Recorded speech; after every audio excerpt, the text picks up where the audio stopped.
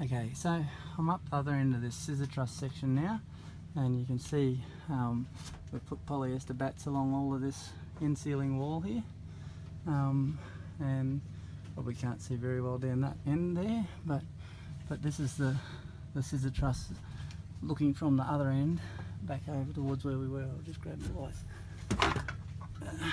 See, there we go. So see how that's got your normal rafters and then your ceiling runs down off it. That's why we call it scissor truss, and because they you know, like scissors coming together, and this is the in-sealing wall that makes on this end. So on both ends you've got this little wall, and we insulate that. And so if we didn't do that all the way down, we'd have all the heat that we stopped getting into the inside through the ceiling would mean there was extra heat pressure on the wall. So in-sealing walls are important to do, and we make sure we do those.